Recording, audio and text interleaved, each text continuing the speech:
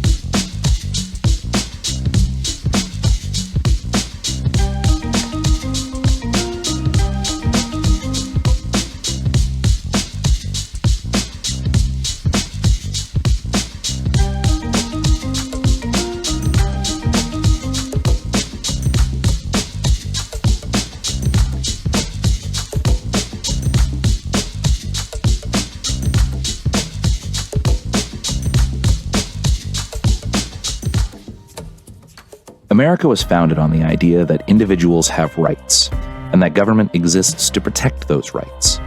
Throughout its short history, the country has, time and time again, experienced the government failing to uphold its role. Since 2014, multiple instances of police violence captured the nation's attention, culminating in a series of protests, fires, and riots over the unlawful killing of citizens, most notably George Floyd. How did we get here? What led Americans to have such a distrust for the institution that claims to exist to protect them? Throughout history, what we call police today took differing forms, going back as far as Roman city guards, prefects, and vigils, to name a few, evolving into constables, marshals, sheriffs, and eventually the police. The way policing evolved in Great Britain, it took centuries for it to develop to where it is today. If we go back to the Anglo-Saxons, there were no public police, and lords and kings were not involved in law very much at all. It was mainly the local community and a mutual support sort of arrangement. Someone gets robbed, they put out the hue and cry, as they said, and everyone in the village was expected to come out and help catch the bad guy. They began to expand their domain, I guess, legal domain. Say the public enforcement applies on the roadways, the bridges, all these public things. And then they said, well, strangers traveling through, they can't call on the local community for help. So that's a crime against the king as well. That means the king gets the restitution, any property confiscations, that sort of thing. This is a case that today we mostly associate policing with the government, but that hasn't always been the case. So in America, we've inherited a lot of our legal traditions and law enforcement from England, and say what we would commonly associate is like the first modern police force that we would recognize came about in London in 1829. It wasn't the case that you had, say, criminal law. You had a customary law in which individuals, cases would be between individuals instead of the state versus whomever. And so it was the responsibility of individuals and their community to provide mutual aid in this sense of helping stop thieves or testifying as witnesses of the crime. You start seeing private kinds of watchmen, private policing. The Thames River merchants formed what essentially was a police force to protect their properties along the river. Kings would declare things against the king's peace, where under customary law, things that were traditionally, say, a dispute between you and someone else, or you were the victim of some offense, you would be compensated as the victim. Where the kings, they saw this as a source of revenue. We're going to declare this same act against the king's peace. And so the revenue would go to the king instead of the victim. And this leads to a problem where victims, I mean, they're often the ones bringing cases, they're witnesses. If they're not going to be compensated, they have less of an incentive to participate. And this is a problem we see with prosecutions today. And so you start seeing these kinds of developments. And of course, the pressure on the king to do something about crime, the king turned to punishment rather than restitution for victims. So the offender would still pay the king his payment, but then he'd be punished as well. At the same time, we are seeing more and more policing. The justices of the peace especially in the London area, began forming a force of thief takers or bounty hunters, whatever you want to call them, and coordinating their activities in the community, so it becomes more and more like a police force. In 1829, Robert Peel created the Metropolitan Police Department in London. Their purpose was to maintain public order, particularly through the suppression of public demonstrations, such as the Chartist demonstrations for the working class. A few years later, similarly structured police forces began appearing in major metropolitan cities in America and abroad. So pressure rises to start publicly supporting a police force, especially in the London area. The first place that got police was Middlesex, which is where Parliament is. And then it spread through London, and it starts spreading through all of England. There was a lot of resistance to public police. People knew what was going on in France, and seeing the public police being used against the people, they were very resistant. So they required that the police could not carry firearms. They had to wear a blue uniform so people knew who they were. They were unable to, use strong force. They carried a baton of some sort, typically. But gradually over time, then we see development of the modern kinds of police forces in England. And it's about that same time that we start seeing sort of copies being developed in the United States. England's a national system, but the United States, it was cities like Boston and New York and San Francisco, where you see the first police forces. Then in America, the first modern police force that we'd recognize came about in Boston in 1838, and then by the end of the 1800s, pretty much every city had a metropolitan police force. But prior to this, you'd mostly have the sheriffs. Law enforcement was very informal. You didn't have this many government-paid individuals involved in it. So instead you'd have, say, night watch, sometimes volunteers, sometimes conscripted constables who would have the responsibility of serving warrants. Prior to that, the rise of those police departments, you mostly had private efforts as far as law enforcement went. So America inherited a lot of its legal traditions from England, and about the same time that England was establishing their first government police force that we'd recognize as a modern police force in London in 1829, it was shortly afterwards that kind of system was imported to America. But prior to that, you had sheriffs. They've existed since the founding of America. Informal security patrols, usually volunteer or sometimes conscripted. Constables, but once we hit the mid-1800s, government police forces started coming about. And I would say that was partially in recognition of a perceived need, as many so temporary government programs that aren't so temporary are. Wouldn't say there wasn't some kind of need for change, but that doesn't necessarily mean that this change was the best change.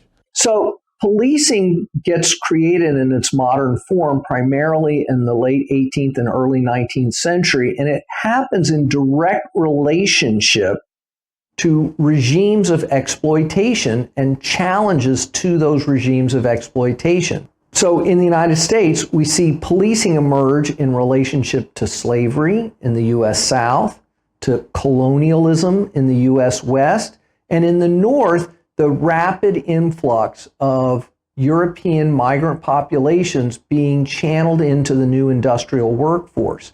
And in each of these cases, the population subjected to policing have been at the losing end of a set of economic relationships that they have resisted both formally and informally, which has resulted in intensive policing of labor unions, of slave revolts, and of colonized populations.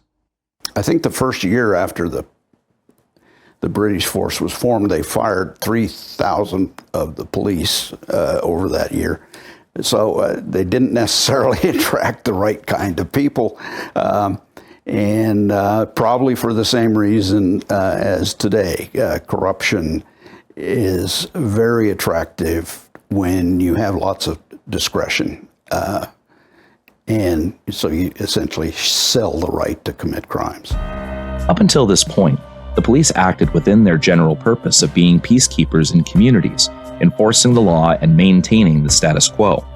With the advent of the war on drugs, the police were given powers far beyond their original purpose, leading to an increase in violent and potentially deadly encounters with police and the communities they were meant to serve. Since the invention of SWAT teams by the Philadelphia Police Department in 1964, the police have become increasingly militarized, even beyond this specialized unit. I'm gonna go to the left side. Police department, third floor! Police department, third floor! Ah, hey, what? Coming through, fire! Go! Police department, third floor! Get down! With you! Need one! With you! Okay, just relax, okay? One on the couch there. Up, hun. Get up. On top of your head. Put your hands on top of your head. Get a female right here. I got it. We need one in the back. Need one. I'll take your box a little bit. Here, come back. Got one here. Need one in here. So the war on drugs started then, and The push was from various temperance groups, same people who were pushing for the prohibition of alcohol. You've heard, I'm sure, about the marijuana scares in the 1930s, reefer madness and things like that. Those ideas were being pushed by the Drug Enforcement Administration, whatever it was called at that time. They looked for new things to control. As it materialized, beginning in 1914, I think, was the Harrison Act. The idea, or the alleged purpose, was to control the flow of drugs, make doctors write prescriptions, and all this sort of thing. And so it was generally aimed at doctors. But as with lots of legislation like that, lots of paperwork for the doctors, lots of red tape, all those sorts of things come into play. And it's not very effectively enforced, so it wasn't, enforcement was supposedly done by the Internal Revenue Service. And at that time, it wasn't a giant organization like it is today. The drug war, for starters, has caused far more harm than good to our society, to our communities, our neighborhoods. And it is criminogenic. I mean, the drug war itself causes crime. And it certainly is seductive to character challenge police officers who think, well, here's a good way to, score some drugs for my own personal use, or to turn around and sell, which makes a police officer nothing more or less than a drug dealer. I think the war on drugs is probably the single most pernicious central function of policing today.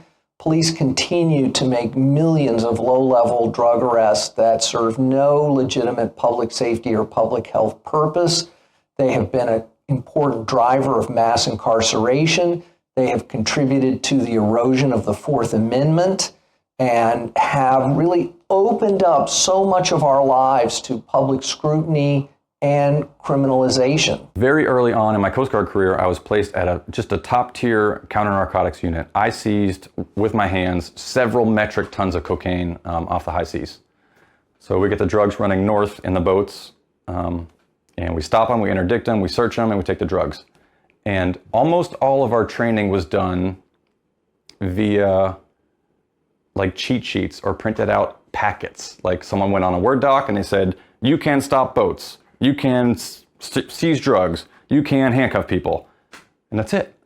Like that's where we get our authority, from this law and this act and this, this special code that was written by Congress. And it's just a number and a letter, and it basically says this. Well, hundreds of operators I worked with, I would talk to them, I'd go, where do we get the authority to stop these boats? And they'd go, oh, letter, number, this act. And I go, oh, cool, did you ever read that? And they go, well, yeah, I read it. I go, did you read the whole thing? Yeah, the whole sentence. I'm like, no, it's 7 pages long. Have you ever read that? Like that source document. And they go, huh. So I go, okay, cool, let's say you do. Well, where do we get the authority to create that document, right? So there must be some rule book somewhere that says we can make rules pertaining to this, right? So let's back it up as high as we can. And very quickly I realized no one has a clue. So almost everything that every cop and military member does, almost all of it comes from a piece of paper that was printed out in a Word document. That's where we do the things we do because we watch a PowerPoint, or we get an email update that says, hey, now we can no longer detain people for this. And you go, I saw it in the email. I guess we can't do that anymore. Or I guess we can do that now because, yeah, my sergeant sent me an email saying go for it. That's it. In the 1990s, programs like the 1033 program and other parts of the Omnibus Crime Bill placed more military equipment in the hands of local police, further increasing their lethality and the likelihood of altercations ending in violence or death. There's a lot of evidence that groups were also targeting minorities with the war on drugs, alcohol as well. I mean, supposedly a big reason for alcohol prohibition was to get the Irish out of their pubs, because that's where they did all their politics. It's changed its name over the years, but it's essentially the Drug Enforcement Administration, something along those lines. And now you've got this bureaucracy whose livelihood depends on continuing the war on drugs, and its size and influence depends on making it a bigger war. And from then on, I think legislation and policy has been driven primarily, again, by policing, by including the federal agencies involved in the war on drugs. Those are ideas were being pushed by the Drug Enforcement Administration, whatever it was called at that time. One reason the drug war always fails is because drug sellers are very entrepreneurial. They're not dumb people. They figure out a way around a barrier that's been created.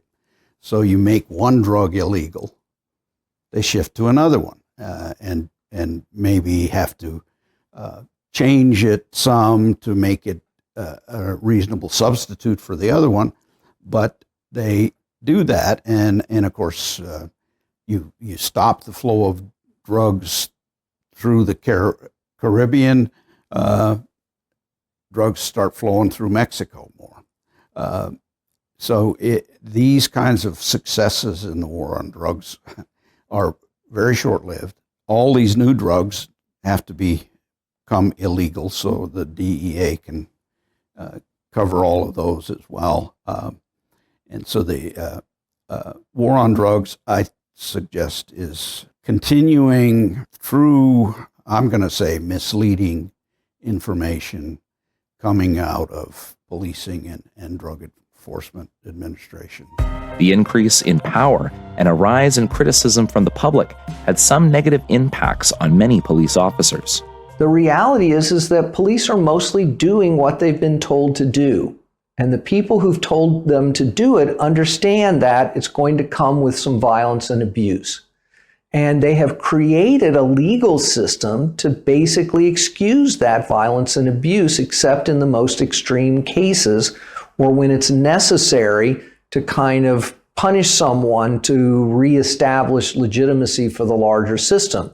I think that's what we saw in Minneapolis, where Derek Chauvin was convicted with the assistance of the police department because the police department knew that if he wasn't convicted, the entire police department would be at risk of being defunded. I would say a good cop is an officer who shows up at the door of a family disturbance, any kind of an assault, any kind of lost child call, any kind of a call you can imagine, from a bank robbery to a domestic violence call, and is calm and is thoughtful and is an absolutely excellent listener and somebody who is watchful and observant and self-confident. An officer who is sort of the opposite of all of those qualities is exactly who you don't want showing up at any kind of a crisis situation. So you're looking for a cop who is calm, is confident, and has some maturity about him or her. If you're curious, go find a cop that's at like year 8, year 10, year 12, that's working behind a patrol car, and just talk to them. Say, hey, what other things have you done in your agency? And a lot of them that are at the 10-year mark, the 12-year mark, the 15-year mark, if they end up in a police car handling calls, it's usually for one or two reasons. Either one, they love driving a police car, or two, They were recently very seriously punished at work, and their punishment is to go back to driving a police car. So what does that tell you? Those actions tell you a lot of things. And they also tell you that the people that are arguably the most important in a community, the ones handling calls, the first ones on scene, are the people that are young and inexperienced, or the people that are old and have been punished and now are miserable. I hear cops all the time say, I was on this special unit, I had life really good, and now I gotta drive a freaking patrol car. And they go, you know what I'm gonna do? I'm gonna park behind the grocery store, and all I'm gonna do is handle calls when they send them to me. And I'm gonna try and get out of every single call. And I go, that's good. Thanks for helping the community. Awesome. So most officers don't use a tremendous level of force. Many police officers never use their handgun, never shoot anyone in their entire career. However, police are violence workers. That's what distinguishes them from other government workers, is the authorization and capacity to use violence. And so when we mobilize police to address a problem, what we're mobilizing is that potential for violence. And since police authority rests not just on what the law books say, but ultimately on that willingness and ability to use violence, when police authority is challenged, police naturally have a tendency to escalate that use of force in order to not only resolve that on-the-ground situation, but to reestablish the primacy of police authority. For what? I'm not doing nothing illegal. No, I'm not. That is not the street, and you know that. And you know that. It doesn't matter. Show me what's your name. I ain't got to show you nothing. You don't Go want ahead, to. grab Stop. me. Grab me if you want to. I will Stop. press charges on you. I will sue you. Walk over here. I will sue you. You ain't got to grab me, bro. So even many encounters where no one has actually broken a law, we see police violence because someone has engaged in what we call contempt of cop. You telling me to do something? Call your supervisor. You have to. I am the supervisor. No, I need to file an unsolved complaint on you. We already did it to you. Do it again. I am the supervisor. No, call your supervisor. I am the supervisor. Yours. You illegally arrested somebody for filming. No, we didn't. Yes, you did. Yes, you did. You're not going to get away with it no more. I promise you that. I promise you. Or basically the questioning of police authority. It is the culture of American policing that determines, and indeed, I would say, governs who we get as police officers and how they behave on the streets. I don't ever remember an interaction going well where you become absolutely irate and belligerent at the drop of a pen at whatever officer you're dealing with. Usually doesn't help. So in the world that I want to live in, they should be able to accept, a verbal scolding from a citizen. But we are certainly more polite with people that are polite with us, right? And whether you're right or wrong, morally or legally, it's really tough to choose where you're going to fight your battle. And cops love saying, figure it out in court. They love saying that. Defense attorneys recommend the following 10 rules for dealing with the police. 1. Always remain calm and cool. 2. Never touch an officer. 3. Remember you have rights. Don't give them up. 4. Ask if you're being detained or are free to go. 5. You can refuse most searches. 6. Do not confess to wrongdoing. 7. Keep silent, don't lie. 8. Ask for a lawyer. 9. Demand a warrant for entry into your home. 10. Report misconduct later and don't argue. So a lack of effective monitoring, a tremendous amount of discretion, and perverted incentives like asset seizure laws are big factors in preventing police from being good police. In 1998, Officer Salazar was attacked by a gang of criminals while helping a robbery victim. He was brutally beaten and struck by a car. When all of a sudden a car came out of nowhere and hit me. I felt the snap breaking of my right leg near the ankle area. The ambulances soon arrived. I saw the helicopter up above. A lot of police showed up in response to an officer needs help call 911. Some of the symptoms that I experienced immediately after I had come out of the hospital was I was paranoid. I was thinking I was going to get attacked again. I had what they call hypervigilance. I was always looking over my back, wondering if I was going to jump or get attacked. I was having nightmares. I had never had any problems with being an abuser or anything prior to that event, but I changed. When I came back, I started drinking immediately. I developed an I don't give a fuck attitude. I don't care about nothing. And I started to become violent on the streets. There's a lot of things that happened to me that I didn't realize were cumulative in creating the human being, the monster that I would become eventually. I would become a bad cop. I remember one of my partners, one of the rookie officers that I graduated from the academy, he was telling me, "You're gonna like working with Bill. He's killed out 8 people." You know? And so here we were, having a mass murderer, serial killer cop on the job. And it was normalized. He wasn't the only one. There was a lot of other veterans that also had the same issue, that would fight with the rookies, that would yell at them. I remember one time one of my rookie partners, my classmates, was telling me about his training officer. They were clearing a house for a potential burglar. He had him stay at a window to keep an eye. And so his partner, who had also been on the force for quite a while, went inside the residence to go look for the burglar. My friend, my classmate, had gone to the window and he was, guarding it, and he saw a male who approached. And believing that it was the burglar, he screamed, "Police, I'm gonna shoot you!" Turned out to be his partner. Partner got scared the crap out of him. And he came out and he pointed the gun at him. "You do that again, I'm gonna fucking shoot you." And Sal, I shouldn't even mention names. And so my friend took out his gun. And here's 2 cops facing off. The training officer and the rookie.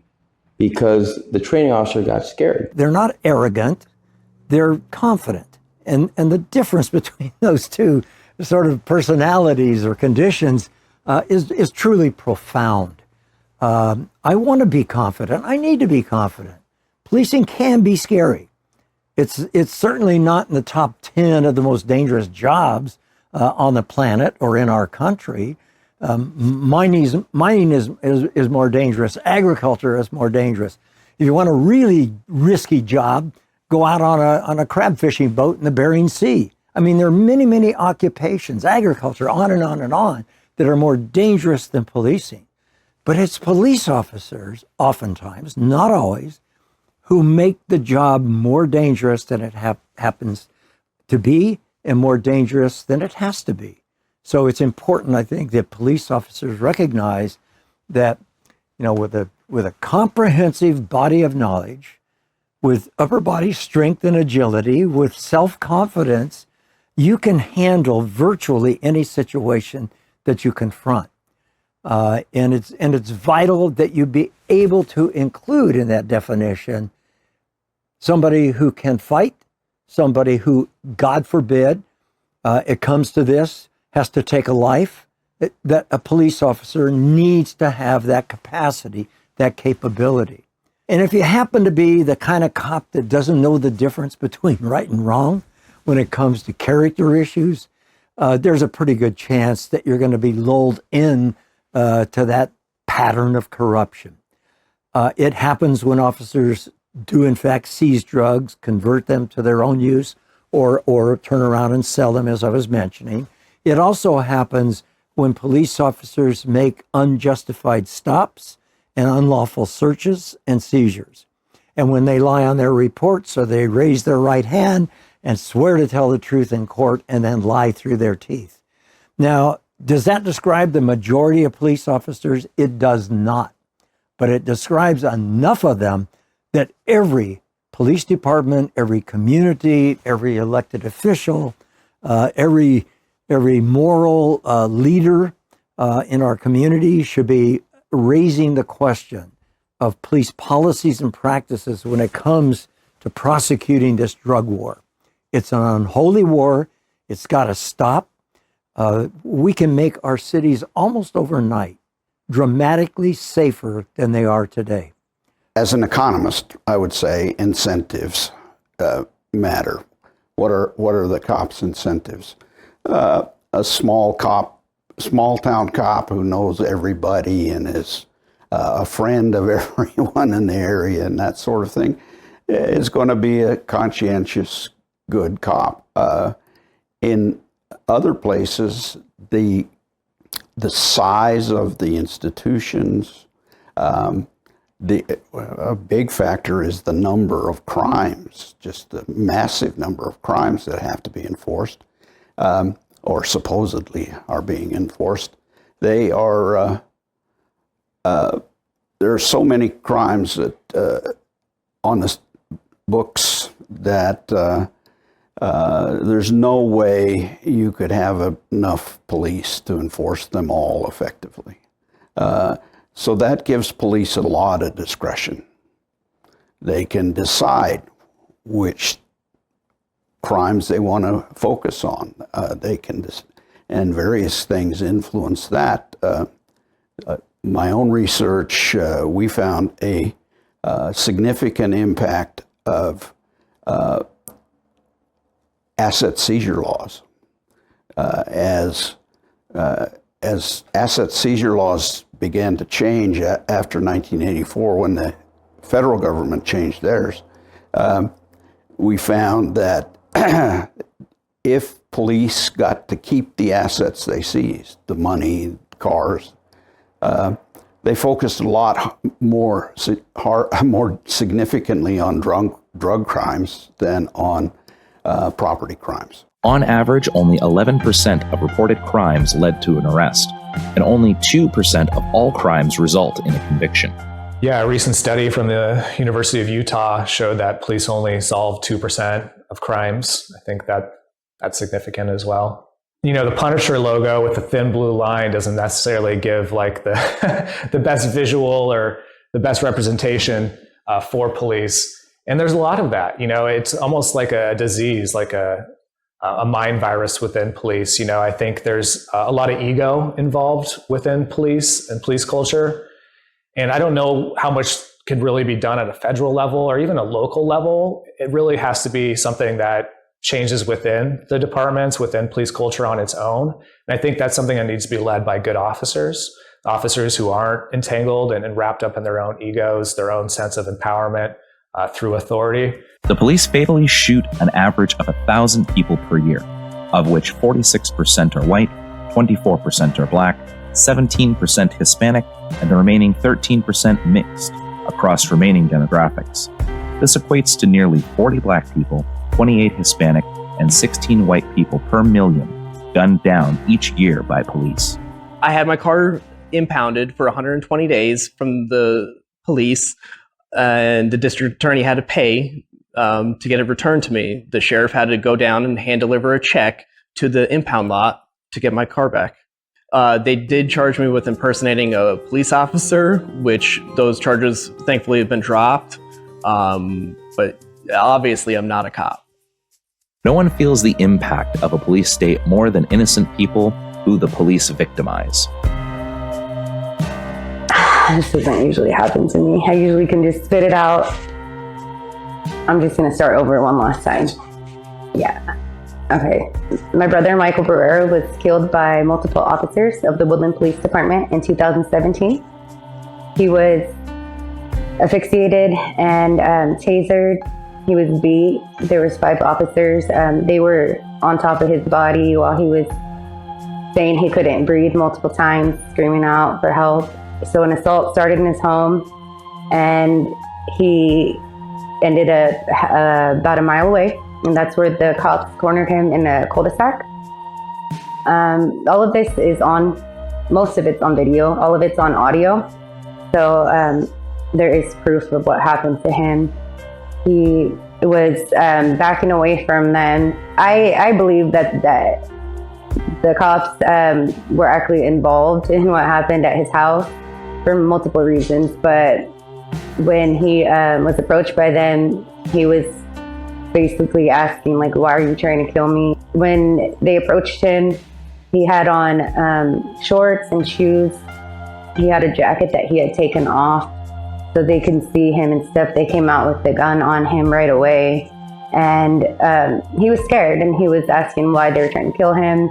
A witness that had seen him before that, he had told the witness that 3 guys had assaulted him in his home right before he was killed by the police. When they approached him, brother was saying, put your gun down, I'm not a threat. They kind of cornered him, like the way they came at him. And so then there was the physical assault. They say that they have different stories, but Michael didn't have any weapons on him when they physically assaulted him, and he ended up being face down in the mud. They hit him. He was hit with the baton multiple times in the head. One of the cops admitted to they were sitting on his backside. So 1 man, 5 officers, 2 of them, their bodies were on top of him. And he was repeating, I can't breathe. And they mocked him, just, if you can breathe, like just telling him he's lying. If you can breathe, if you could talk, you could breathe.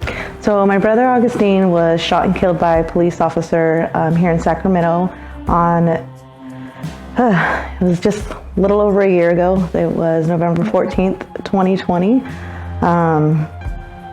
And he was at a community event, and I don't know what was going on exactly. There was rumor that somebody had a gun. Next thing you know, you do see my brother coming out of another warehouse with a gun, and somebody kind of tells the officer, there's a guy in there with a gun, go get him, Mexican guy. And my brother, the officer kind of walks up, and somebody else starts shooting from inside the warehouse, and the officer just came and just started shooting my brother in the back. Never did he give any commands to tell him, stop, drop your weapon, Sac PD, nothing.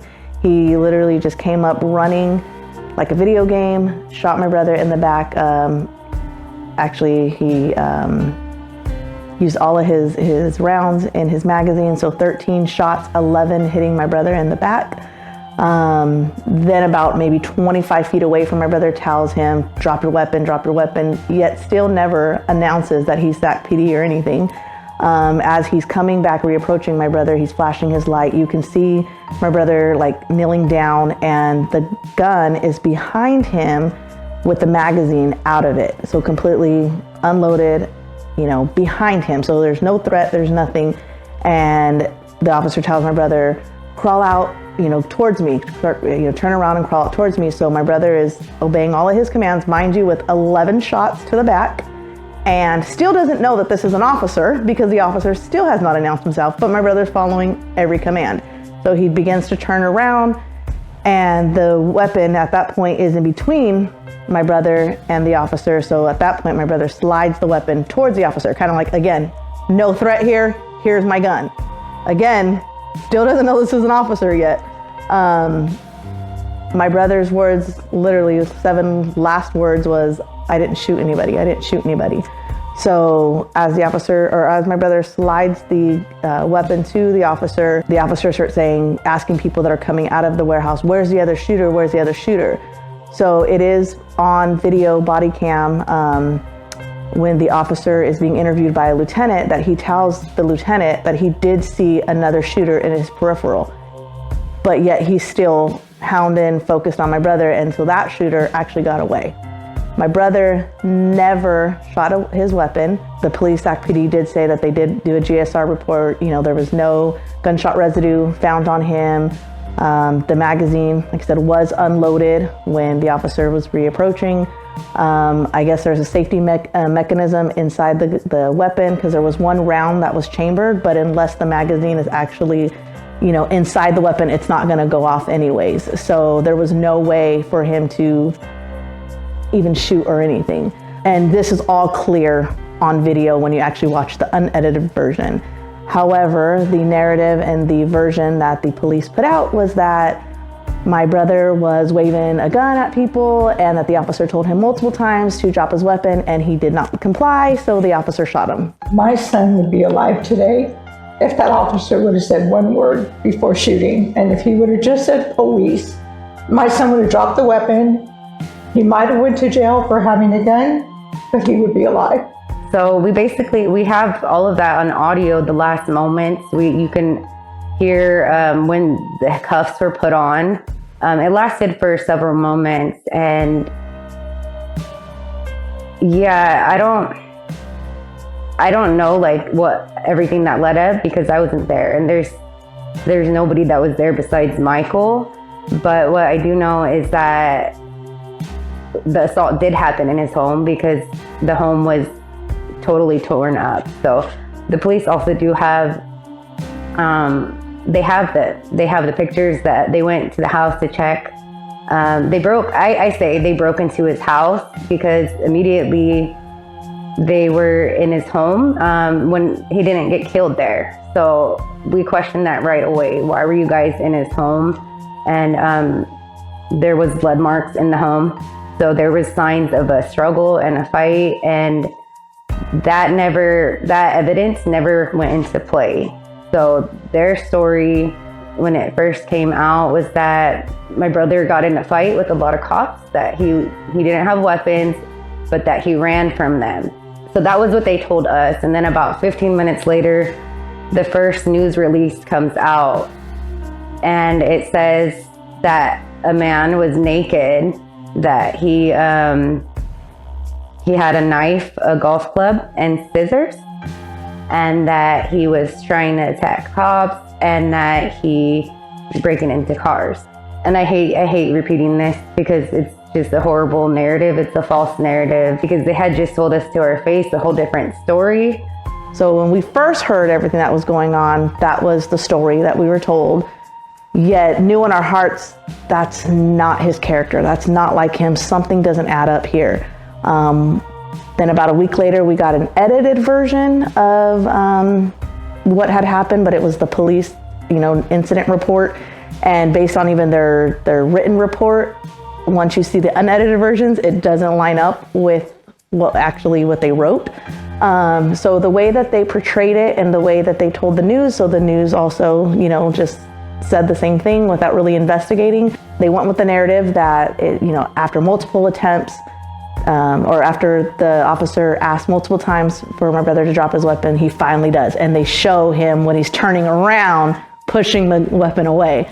But if you actually look at the unedited, it's clear as day that the magazine and the gun is behind him, out. And I remember when we first watched the edited version at Sac Police Department with the chief and one of their lead investigator supervisors. The first thing I noticed when he actually slid the weapon, I didn't notice the magazine was out, but I noticed the sound of it. I said, it sounds so light, like a toy. I mean, you can just tell it was not heavy at all. And then as we got the unedited versions, then I went through, watched them numerous times, and then I was like, wait, there's the magazine out. Wait, hold on, and you can just see clear as day that it's all there. On March 2nd, 2014, it was around 8:30, 9 o'clock in the morning.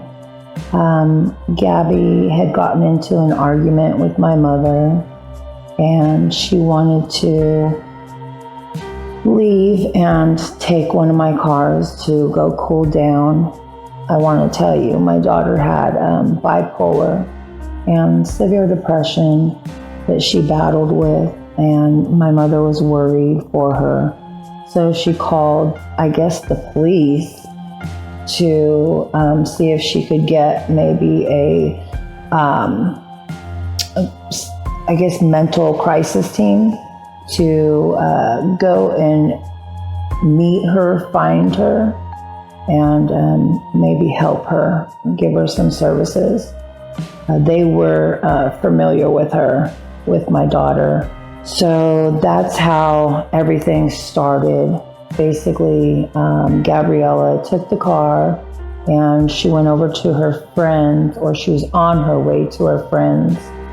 My mother lived on Antelope Road, and her friend lived on Madison and Sunset, which wasn't too far away. The police got a hit on the low jack, like a GPS.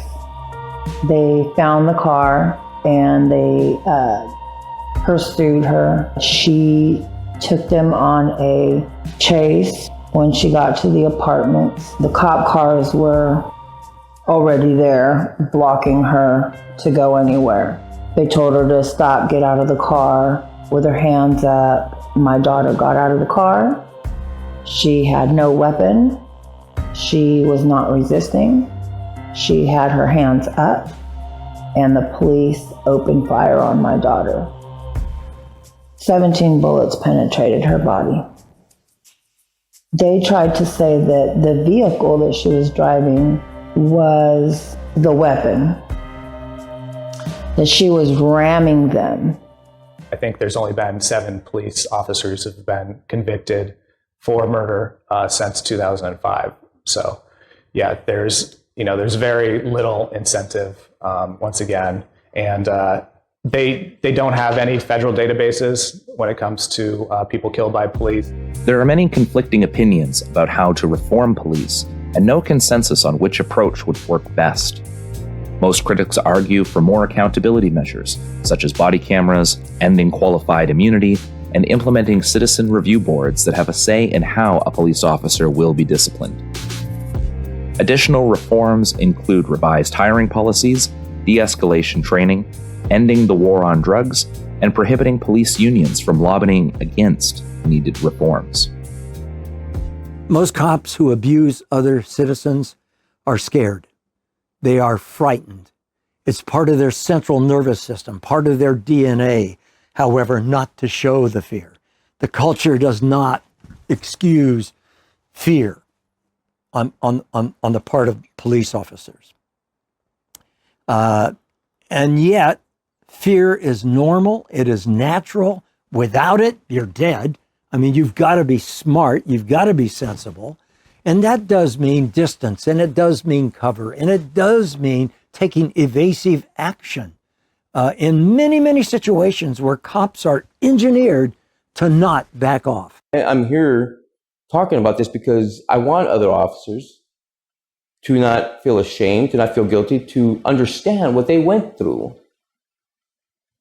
and to try to make peace with themselves. They don't have to kill themselves as I had 6 partners that did kill themselves while I was a police officer. So, in response to the killing of Mike Brown and Eric Garner and Tamir Rice and so many others in the period about 7 years ago, we were told policing was going to get fixed. President Obama created a task force on 21st century policing filled with recommendations that many police departments adopted. The officers involved in the killing of George Floyd in Minneapolis had implicit bias training, de-escalation training, mindfulness training, were wearing body cameras, were operating under a new, more restrictive use of force policy, were operating on an officer bystander policy that said that officers had to intervene if they saw misconduct by a fellow officer. And none of that made any difference. There's no data to support this idea that we're going to fix the problems of modern policing with yet another training program and more technology for the police. We need to ask some bigger questions about why we keep turning every social problem in America over to police to solve. So we've been told for the last 40, 50 years that the only resource we can have to produce public safety is policing, whether we're in high crime communities, low crime communities, etc. Also, we live in a culture that celebrates policing in the news, in our entertainment. And so it's very hard to talk to people about what alternatives to policing might look like in a world where policing has been the whole story. Having said that, when we ask people, do you think someone other than the police should be handling school discipline? Do you think someone other than the police should be responding to a person having a mental health crisis? Most Americans think that we should develop these alternatives. We already have a massive system of privatized security and incarceration in the United States. So some people have said, well, if we defund the police, that will just lead to more private security. But that system of private security already exists, as problematic as it is. And what people are actually calling for when they talk about defunding the police is not creating a kind of free-for-all where everyone has to develop their own security plan. What people are really calling for is creating new types of interventions to produce public safety better than just relying on armed police.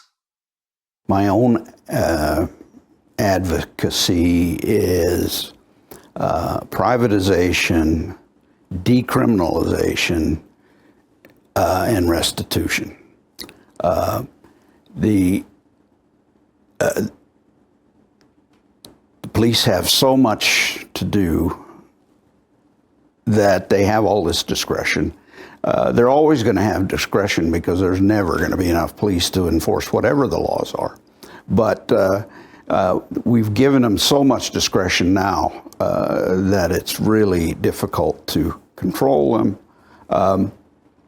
So I would say decriminalization should be a big focus for legislatures. And we now know that dash cam recorders and body-worn cameras can make a huge difference. They can occasionally and have vindicated police officers. That's not bad. I mean, police officers, that's not what happened. My report is accurate. What I reported to my supervisor is accurate. And by the way, here's the evidence. We saw, because a young teenager pulled out her cell phone on that street corner in Minneapolis back on Memorial Day of 2020 and started rolling. We saw what really happened, not what the official report originally said, a medical problem. Well, of course there's a medical problem.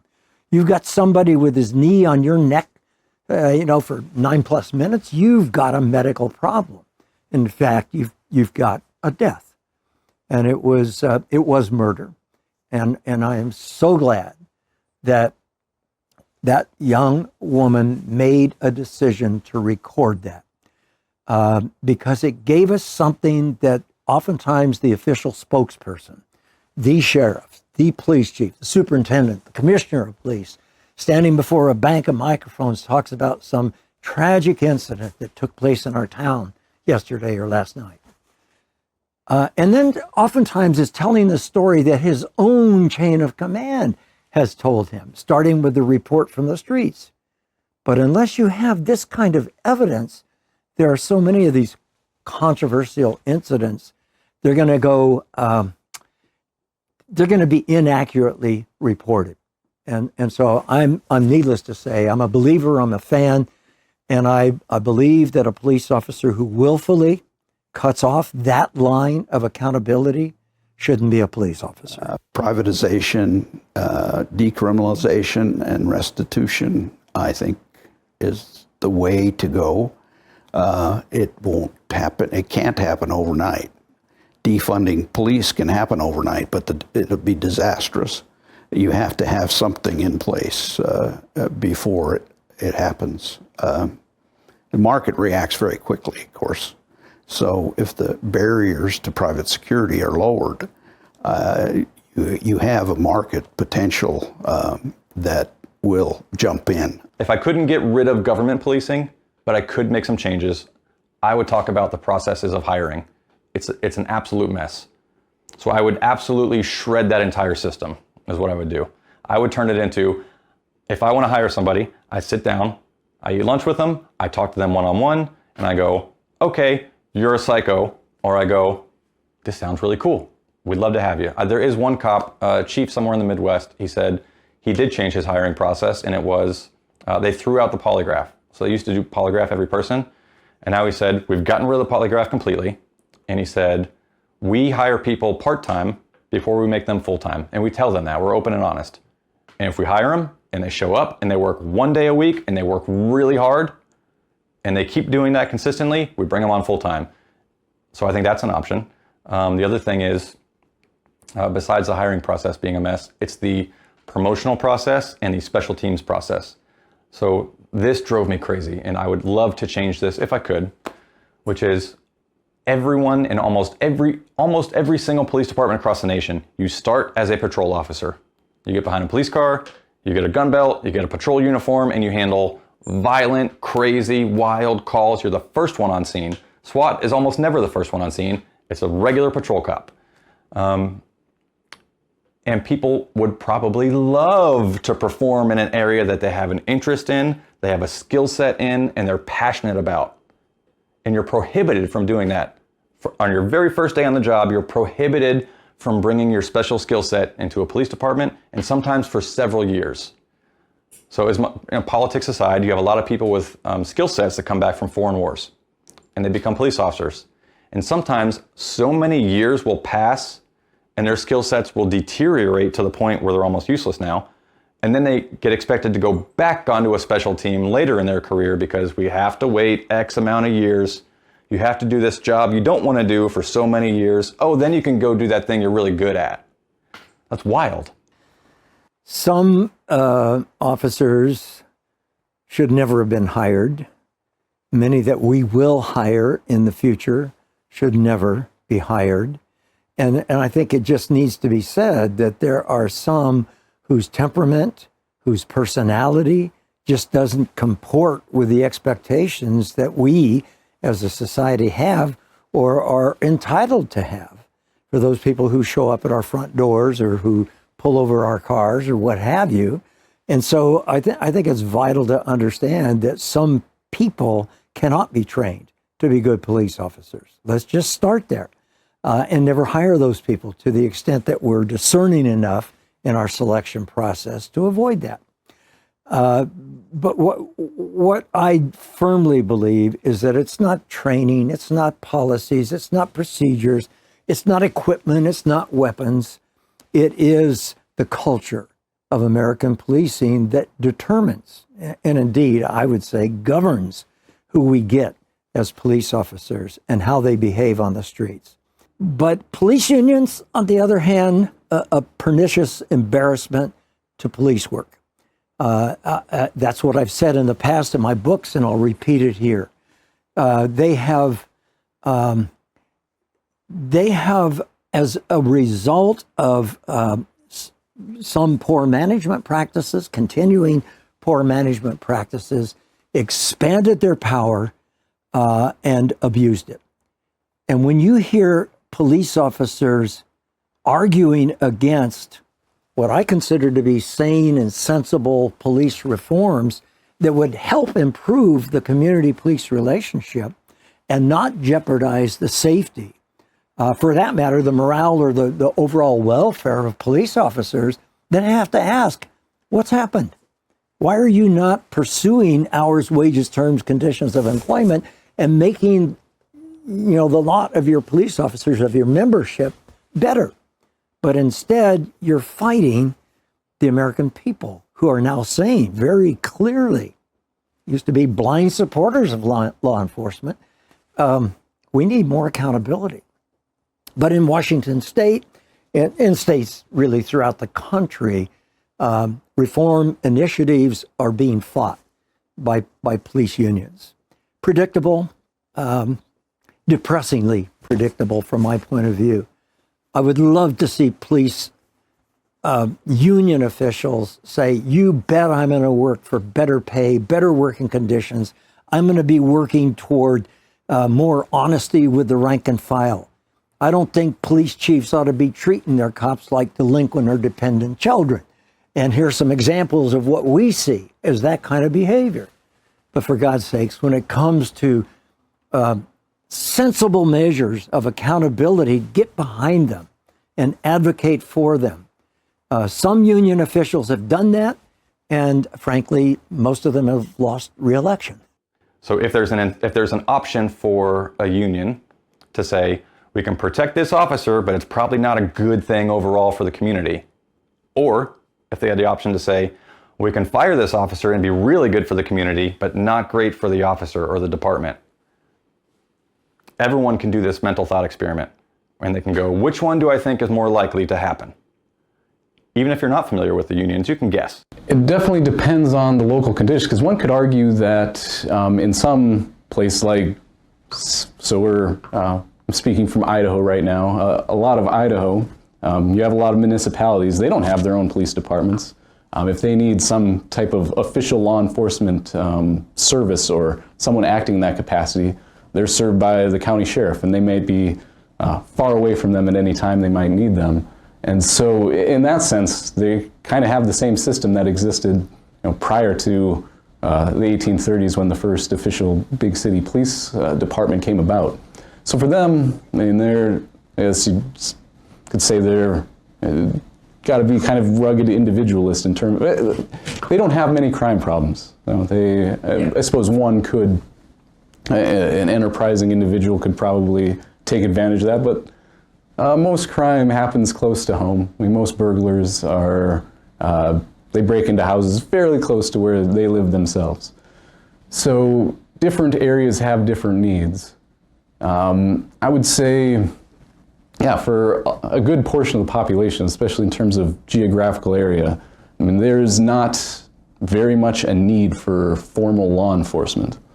During the late 60s and 70s, where you had this big increase in crime,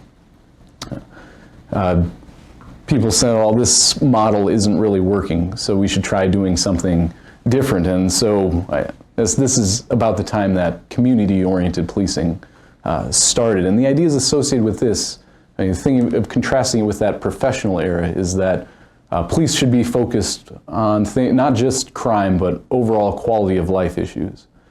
A very influential paper in this regard was called Broken Windows. You might have heard of Broken Windows Policing. This was from an article in The Atlantic, actually, in the early 80s by Wilson and Kelly, in which they argued that certain neighborhoods, like, people aren't necessarily afraid of, say, violent crime, but they have a sense of fear if they go through a neighborhood where, I mean, windows might be broken, or there are other signs of disorder, like panhandlers or drunks or graffiti or these types of things. And their idea there was that if something like a window is broken or you have these other signs of disorder, if those aren't dealt with, this indicates to people that, oh, people in this neighborhood don't really care. I can engage in crime without really any consequences. So their idea there was that police should be focused on these quality of life issues, not just major crimes. And so in these blighted neighborhoods, by focusing on those small things, that they'd be able to prevent more serious crime. So I'd say order maintenance or quality of life issues I'd consider a big part of community policing. Perhaps more of a core aspect of community policing are these police-community partnerships, whereas I mentioned before that it's Joe Friday, just the facts man. It's like, we're the professionals. The idea, one of the ideas with community policing is that the community, individuals should be really involved in partnering with the police to solve problems.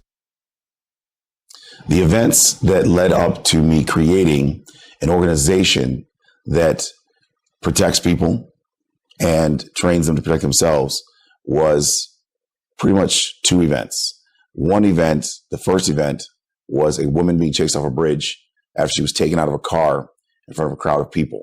A 14-year-old girl was attacked by a mob of women, and I was told not to interfere by a sergeant on the Detroit Police Department, and so I did not interfere in the beating and attack of this child. And that's because it wasn't in the buildings where I was working. It took place in the street, and I was told, don't get involved because If you do, then you will be in trouble. I didn't want to have trouble with the law enforcement, so I thought, you know what, I'll just follow exactly what this sergeant told me, and I'll call 911 repeatedly. And I did that. And then when the girl got out of the hospital because she had been attacked by these women, they sprayed Raid in her face, Roach Raid, which gave her chemical burns. I took the mother and the daughter to the police station the next day against her will. The mother asked me, she said, what do you want us to go to the police station for? I was like, what do you mean? Your daughter was attacked. If you're a good mother, if you're a good citizen, you'll do this. She was like, what are you talking about? The police don't help you. I was like, the police do help you. Stop it. You just got to be a good citizen, a good mother. And she, she was like, where are you from? I grew up in Ann Arbor, which is a college town where University of Michigan is. My mother's a doctor. I went to school in West Germany. She was stationed overseas in the military. My father's a school teacher. For me, I didn't know that people lived in a place in the United States where they're inherently in danger and there was no protection. I really believed that you simply call 911 and they come rescue you. And I guess that's from television, but that was my belief. So I created a martial arts system, which I call a survival system, that teaches you how to legally defend yourself on the ground, standing up, using a baton, a knife, a pistol, a shotgun, a rifle, and how to defend yourself legally, meaning you have a threat continuum. So you know how to respond to different types of threats in a legal format and how to explain that, articulate it to law enforcement when they arrive. And by understanding the law, my belief was that we could increase the quality of life of people. We could make it so that people could have a better quality of life, more successful life, not go to prison when they were defending themselves, not lose their money from lawsuits, by creating avoidable injuries and deaths. So when this girl got chased off the bridge in 1995, 96, I created an organization that specifically focused on family protection. And the bridge incident was the thing that changed me from a person thinking about business to a person thinking about the reason for my life. Police in the US are the third highest funded army in the world. So I understand why people feel like there needs to be defunding in action with police, but that's not going to be the same as abolishing them. They're never going to be allowed to be defunded all the way to being abolished. That's not something that's ever going to happen. So I understand, not wanting the militarization of police, MRAPs driving down the road, or to do a no-knock drug raid, or just to intimidate the public. I get that. But at the end of the day, even if we were to take those things away, that doesn't mean that police are just going to completely, be gone from society. So I think there is, a bit of a misnomer there with our friends on the left. They think defunding just means that they're magically going to disappear. That's not going to be the case. Again, I feel like if we were screaming decentralized police at the top of our lungs, then we'd be heading on a path that actually makes some type of sense. Defunding the police, again, it's at the discretion of lawmakers. Again, having the discretion of the lawmakers be our North Star, that's just, it's not smart. It's not going to be something that produces results. So I went to the building owner that owns a 17-story building, another 10-story building, and a bunch of other buildings in the area. It's 10 buildings in one square block. I lived in the middle-class building that was in the major road, East Jefferson in Detroit, on the east side. This neighborhood was known as Crack Alley, according to police and the civilians, because of the amount of violence that takes place there. And really, here's what I found out. There's no violence. There's no violence problem. There's no protection for the families. There's no protection for the people. We only protect what we believe is valuable. We only protect what we love. If you do not love these people, you do not believe these people are valuable, you cannot protect them.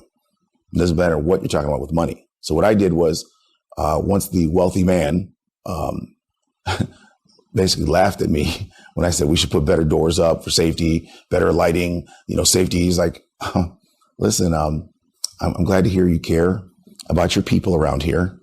I was like, I'm not from here. I'm from Ann Arbor. It's a college town. We don't have these problems where I'm from. People like you'd be in jail probably. If you ran a building where I lived, they'd put you in jail. Okay. So I was like very offended, but also confused. Remember, this guy's extremely wealthy. Like, I'm trying to help you, but he's not understanding. So really the problem isn't him though. If I'm going to make this sale, of an idea that's going to be something that's going to motivate someone to want and inspire them to want to change, then I'm going to have to be innovative.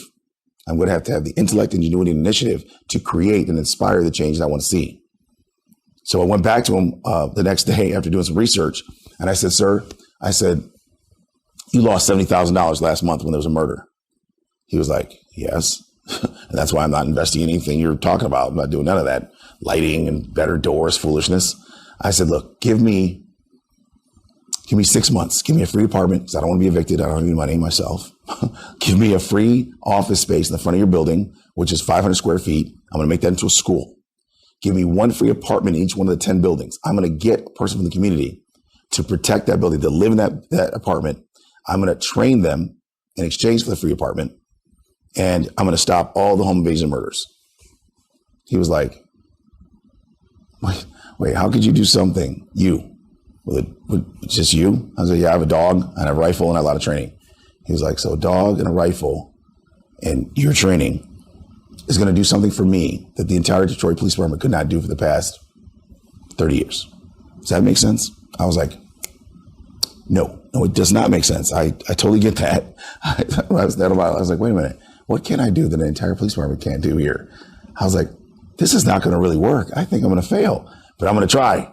I'm willing to die and whatever else is necessary in order to help these families survive. And I would rather die than know that I sat here comfortable in my apartment while people are screaming and literally being murdered within 100 yards of where I'm sleeping.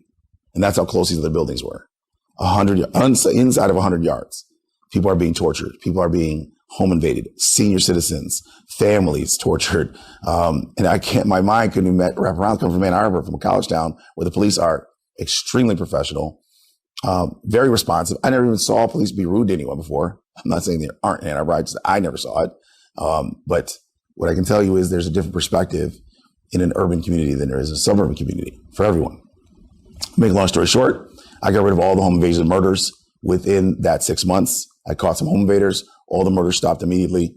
The building owner went from 30% occupancy to 50% to 100% to a waiting list.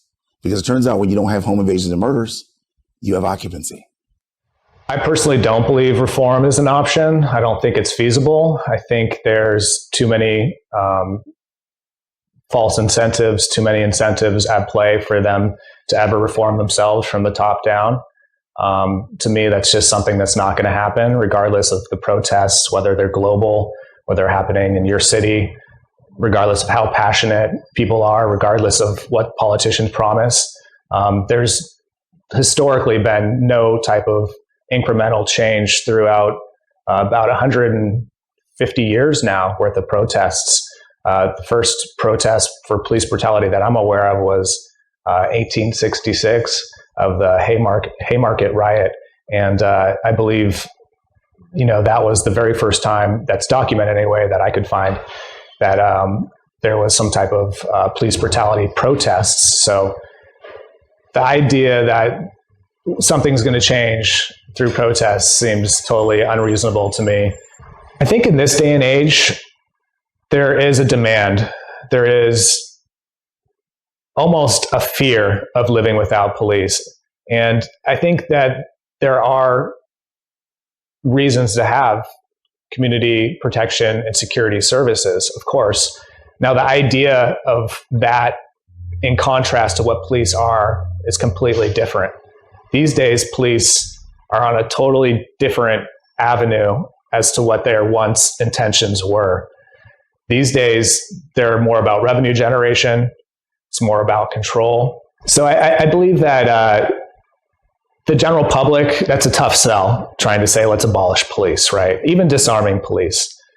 But if we were going to say, we're going to allow you the opportunity to directly fund protection and security services that you and your people in your community find desirable, and that's going to be something that actually resonates with them. Because right now, the idea of not having police in society, it scares a lot of people.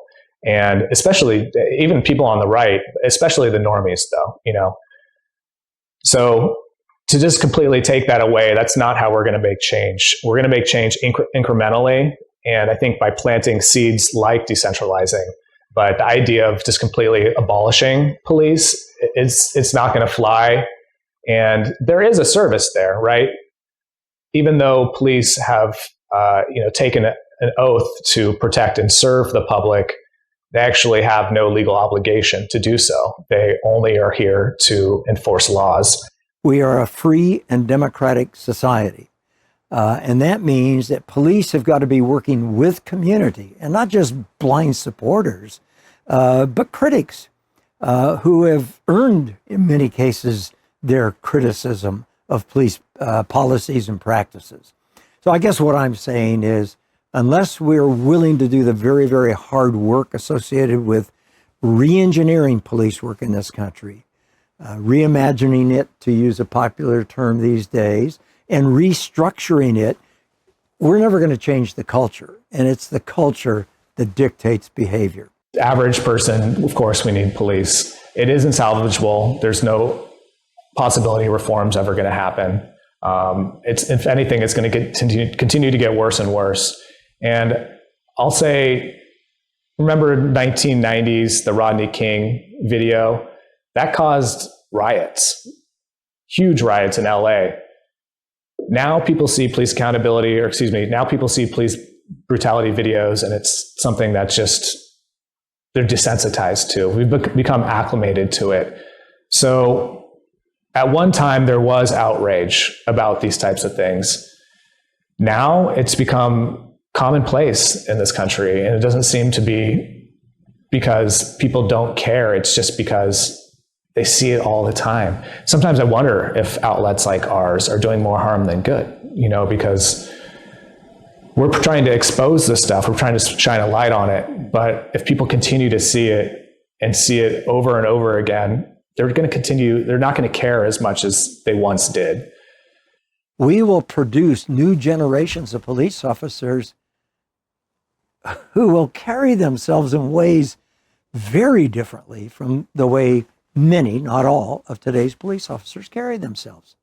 That kind of swagger, that kind of arrogance, that sneer on the face. They would no longer present that human being in a family beef call, in a daytime residential burglary call. They're confident, they're competent, and they can, in fact, handle themselves. They will not be defeated. It's an attitude, and it's a decision. Because if you make that decision, then you've got an obligation to study a body of knowledge, to embrace, study, and practice a set of skills, so that the person you take in to a violent or otherwise frightening situation is somebody who's truly under pressure, calm. That's what people there need.